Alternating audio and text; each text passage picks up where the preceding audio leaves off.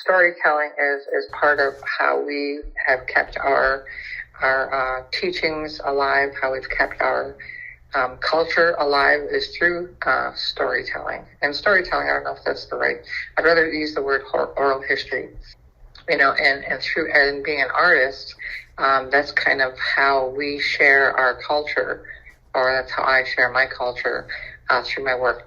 Certainly as an artist, that's something that's, in my soul, who I am, as a Haudenosaunee and a faith keeper. That's kind of my duty to share our culture, but it's a rich and beautiful culture that really needs to be shared.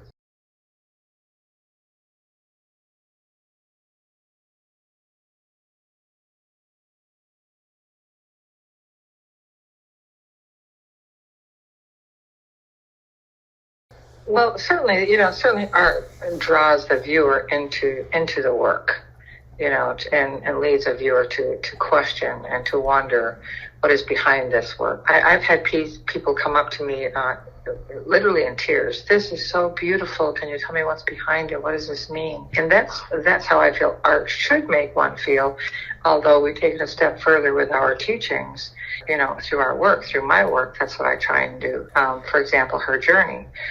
With her design on her blanket going the entire way around her, all the way down to the ground. She's open, has that open space to learn on her journey, to bring in, to share, there's a give and take of space there that can draw in or share with the viewer. That's kind of what I try and portray in my work, is to bring the viewer in and question, or bring the viewer in and to invoke a certain feeling, or a wanting to know more, or a connection, if you will.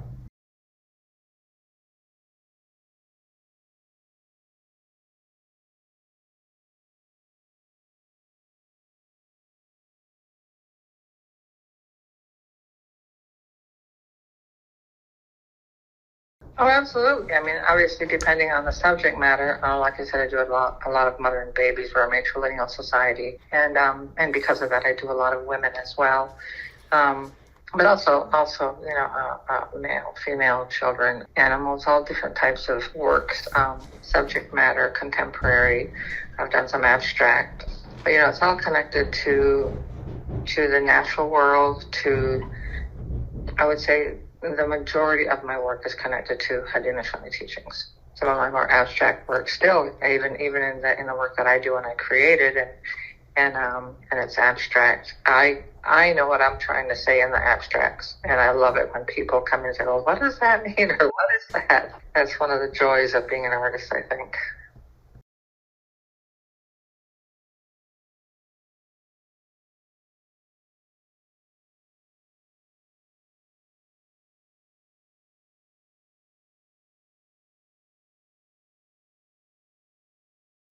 Well, I mean, certainly being a faith keeper from the Wolf Clan, that's part of my duty, is to share our teachings. But as well, I was raised, my mother was a Wolf Clan mother, Ellie Shenandoah, and my father was an Onondaga Pine Tree chief from the Onondaga Nation.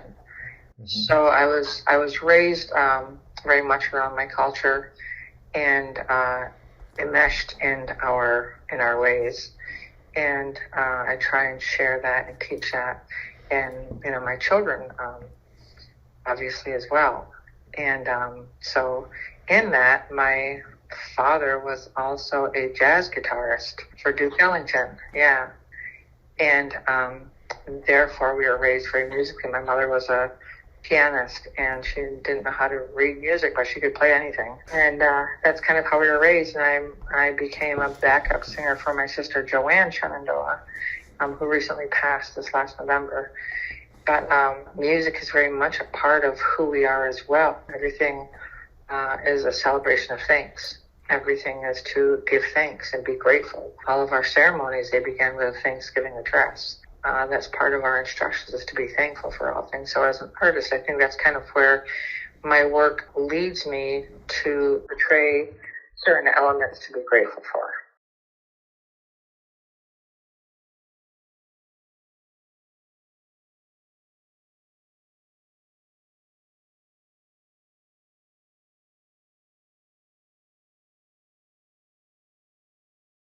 Well, the women are held in very high regard. We hold an elevated status in our culture, in the Haudenosaunee culture, because life flows through us. We are life givers.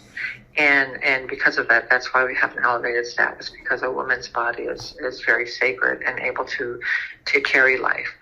And that, in fact, when Sky Woman came, from the sky world down here, she was pregnant and gave birth to a daughter here. And the daughter gave birth to twins.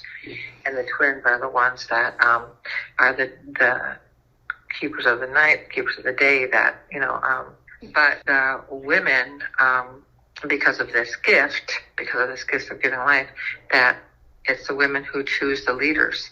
It's the women who choose the chiefs. It's the women who can remove the chiefs from office. It's the women that are in charge of the land. And a long time ago, it used to be the women that would be the ones to say whether or not we would go to war or not, because we knew that our children could be killed in the wars. So it's a complete opposite of the patrilineal society that's prevalent today.